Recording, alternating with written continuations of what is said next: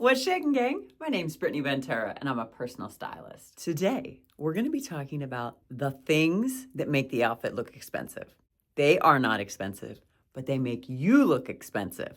Let's go. These are not groundbreaking things, but they are the things that everybody skips. They're so basic and in your face, you're not even thinking about them. You are literally nose blind to them because they're so obvious. The easy things that make outfits really come together, you look a little bit more expensive, you look a little bit more intentional, it looks a little bit more on purpose. When you don't do these things, there is no vibe. Sorry, not sorry. Guys, I'm just being honest. Just here to be honest, here to be real. So first up, accessories. It is all that fussy stuff that if you have not planned in advance, if you have not laid it all out the night before, or left yourself enough time to accessorize, then you can easily walk out without it and be like, whatever. It's never whatever. When they say whatever, it's always something. It's never whatever. But when you do not accessorize, think all the earrings, all the rings, whatever, if you're doing bracelets or not, like jacket, whatever, but it's every little piece of the pie that matters. So today, for example, if I didn't have in my stacked hoops, that would be a missed opportunity. If I wasn't wearing a combination of rings that makes me feel like me, that would be a missed opportunity. If I didn't put this cute little pin on my adorable little fuzzy sweater, that would be a missed opportunity. And then I had plaid pumps, right? But it's all these intersections that when I was getting dressed, and not even dressed, like I'm dressed, when I was accessorizing the look, when I was styling the look, it was all these stops along the way. I decided to show some personality at each one of these stops.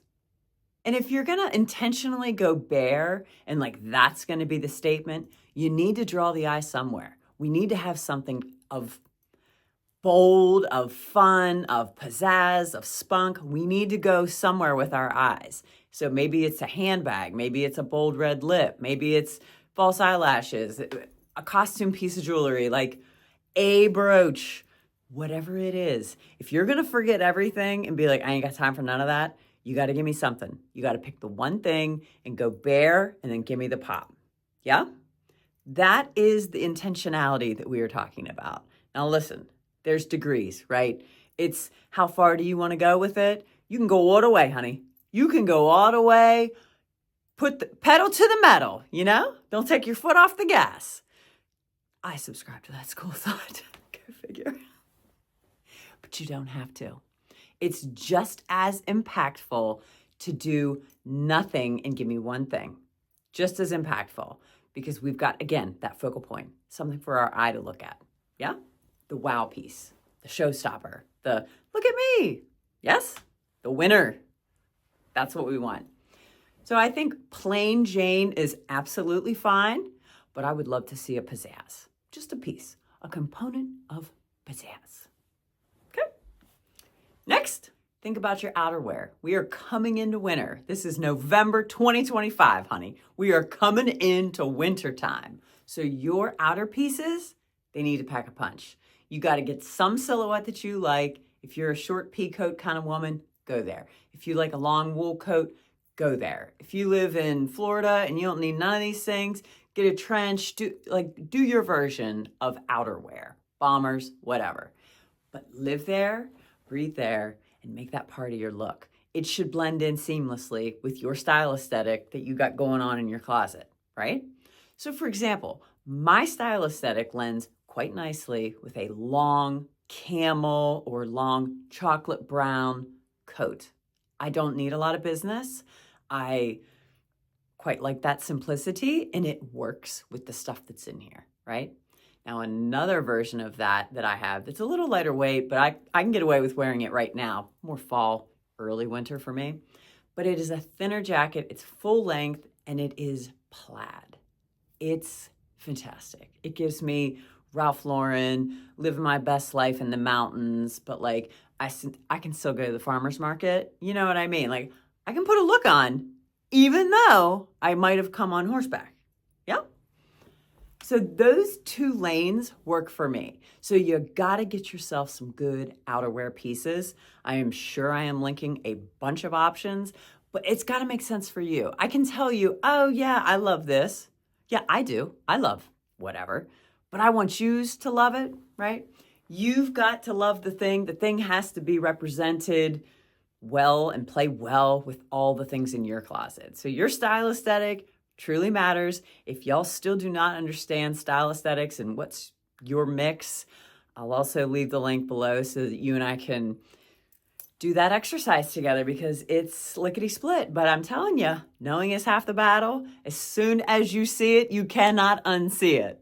And it makes getting dressed and shopping for yourself so much easier. Okay, the next thing that we need to do to feel and look elevated, put together, a little more expensive, we can still be basic, but we don't got to be boring, is this one really does something to me, because it's a dead giveaway, has kept up with what's going on in the world around them, or has fallen asleep at the wheel. Yeah, I think that the shape, the silhouette, the shape of your shoe really matters. Very rounded toe, right? Does that not just scream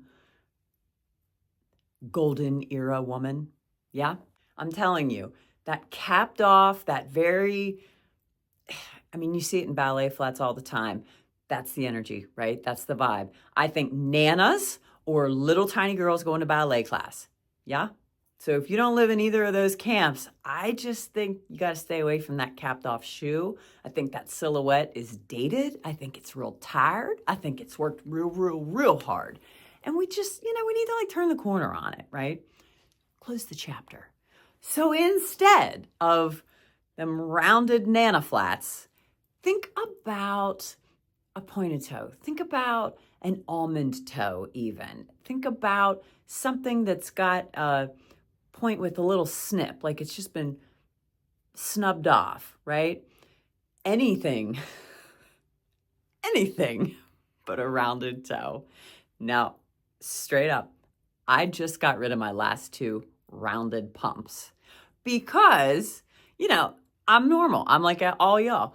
You're like, oh, it's going to come back in fashion. But like, let's say it does come back and it's everywhere and you can't escape it. Is that what you like? Like, we've been in pointy toe land for quite some time now. And here's my takeaway from it. I do like the silhouette that it gives my legs. I do like that it makes my long, lean line stay long and lean and extend, right? It doesn't get cut off. It's not a blunt cut. It's not, oh my God, where's her shoe and all that wide leg pant? Like, that was what was happening to me when I would wear those rounded off pumps. I didn't love the look. I felt like a Clydesdale, right? Just like, so I have converted to that style of shoe because I think it's the most flattering for my legs, right? For my silhouette. It's a personal choice. And that is just where I have landed. Knowing what I know, doing the research that I have done, seeing pictures of myself, all the stuff. So I got rid of my last two pair of rounded toe high heels. Now, were they comfortable and broken in? Duh, of course they were. And I got rid of them because I was never gonna pick them over somebody else. I was always gonna pick some other shoe over them. And that had been the case for years. Now listen, if that comes back in, and by some twist of fates, I'm like, let's give it a go. What am I going to want to do? I'm going to want to get something a little more now, a little more current. And I'm sure it's going to have a touch of trend to it, just so I'll feel up to date and chic. Do you know what I mean? So what I had was no longer scratching the itch. It was no longer congruent with my lifestyle, congruent with the things that are in here, and made me feel a type of way. So you got to get rid of these things. You got to cut these things loose that aren't on brand anymore. I mean, for lack of a better word, they just don't represent you. They just don't suit you anymore.